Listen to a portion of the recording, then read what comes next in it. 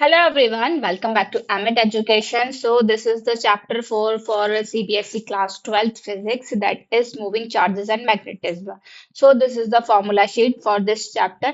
So let's get started. So first is Biot-Savart law. So Biot-Savart law is used to determine the value of the magnetic field at point P from the distance of any center or any length to R and at angle theta. So here we consider only the length part, DL part we consider. The length of the wire is L, but we will consider only a small element, that is DL. So for this, magnetic field is also small, that is dB. So that dB is directly proportional to the current and directly proportional to the length of the element, and the sine angle, that means sine theta, and inversely proportional to the distance between the point or length element. So it is is inversely proportional to the square of the distance between the points and element. When we combine this, we will get ideal sine theta upon r square.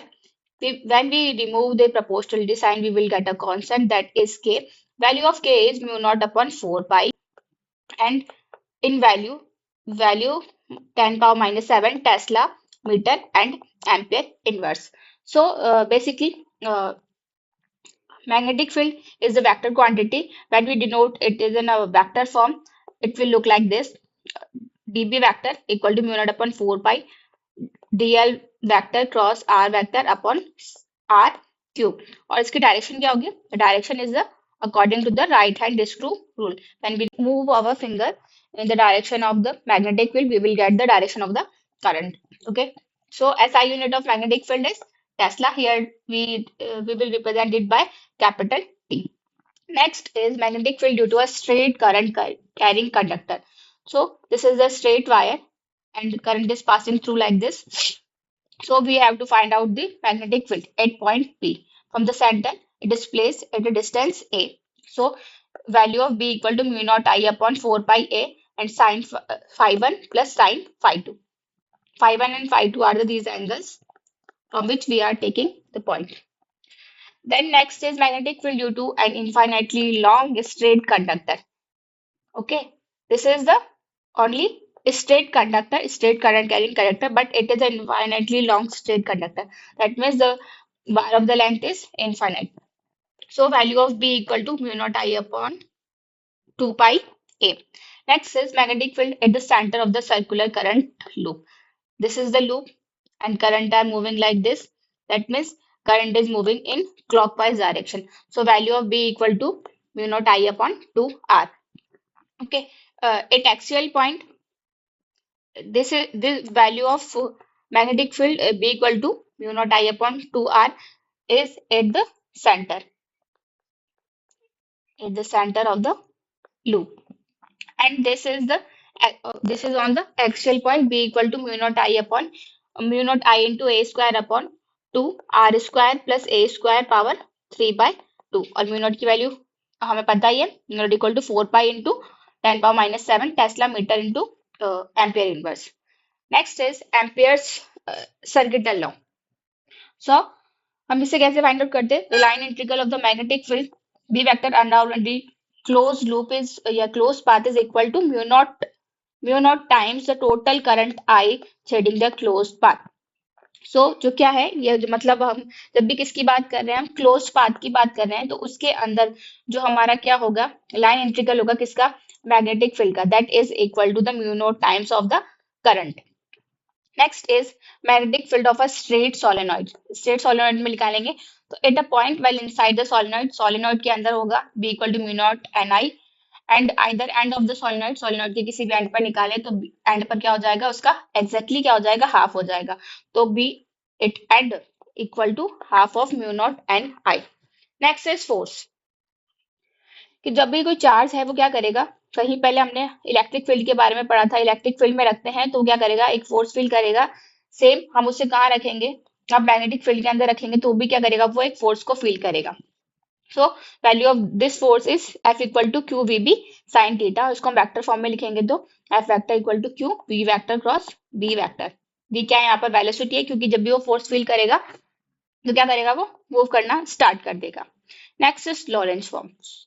Lawrence force क्या है कि जब दो वो charge क्या कर रहा है, दोनों तरीके के फोर्सेस फील कर रहा है, इलेक्ट्रोस्टैटिक फोर्स भी फील करे और मैग्नेटिक फोर्स भी फील करे, तो हम क्या कर देंगे, उनको सिंपली ऐड कर देंगे। तो Q equal to E vector plus V vector cross B vector. Next है force between two parallel infinitely long current carrying conductor, यानी इस तरीके से दो प्लेट्स है, ठीक है। तो इन पर क्या बताना है, हमें इनके बीच में फोर्स बताना है, तो उसकी वैल्यू हो जाएगी mu naught I1 I2 upon 2 पाई r, मतलब दो जो हमारे क्या है प्लेट्स हैं, ये प्लेट्स हैं, एक में करंट I1 है, एक में करंट I2 है। सिंपली वो सेम डायरेक्शन में भी हो सकती है या फिर अपोजिट डायरेक्शन में भी हो सकती है। तो उसके अकॉर्डिंग हम क्या बोलेंगे, the force of attraction when currents are in same direction, जैसे मैंने बनाया सेम डायरेक्शन में है, ठीक है, तो उस टाइम पे फोर्स कैसा होगा, अट्रैक्टिव होगा। And repulsive when currents are in the opposite direction, तो अपोजिट डायरेक्शन में तो कैसा होगा, रिपल्सिव नेचर का होगा। नेक्स्ट है टॉर्क। तो टॉर्क क्या करेगा, उसे मूव कराने का काम करेगा। तो torque on a current carrying coil in a magnetic field, तो टॉर्क की वैल्यू आ जाएगी NIBA sin थीटा। एंड क्या है, number of turns, tau equal to MB sin theta लिख सकते हैं हम, और इसको वेक्टर फॉर्म में लिखें तो tau vector equal to M vector cross B vector.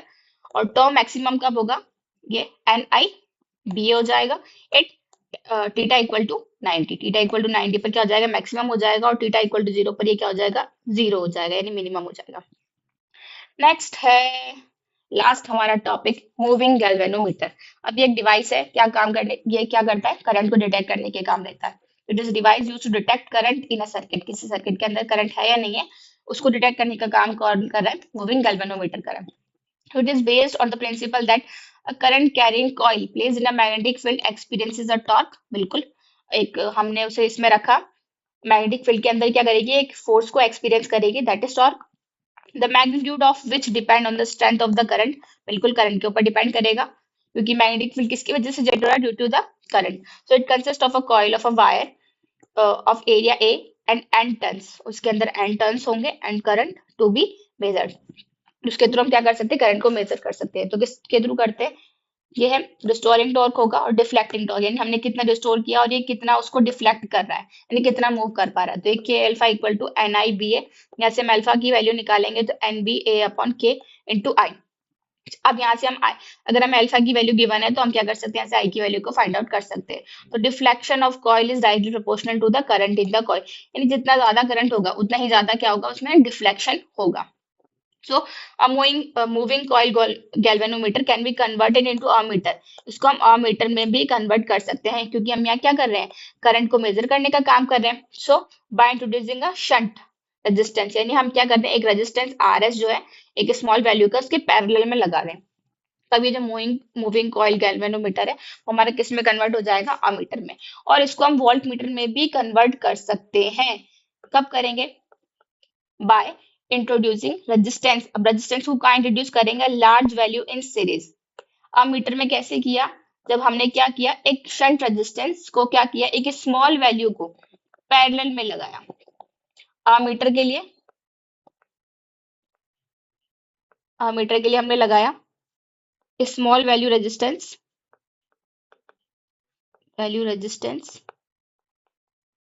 In parallel, ठीक। और वोल्ट मीटर के लिए लार्ज वैल्यू का लगाएंगे, large value resistance in series. तो ये जो हमारा मूविंग कॉइन गैल्वेनोमीटर है ये कैसे बिहेव करेगा, वोल्ट मीटर की तरह भी बिहेव कर सकता है और जो है आमीटर की तरह भी बिहेव कर सकता है। So this is all about the chapter 4। सो अब हम नेक्स्ट पार्ट्स में क्या करेंगे, कुछ और जो हमारे हमने चैप्टर्स पढ़ लिए उनके न्यूमेरिकल्स भी करेंगे, यानी कि जो बोर्ड के एग्जाम में जो भी प्रीवियस में क्वेश्चंस आ चुके हैं उनको भी हम सॉल्व करेंगे। So we will meet in next video. So if you like the video, please share and subscribe. Thank you for watching. So we will continue in next class.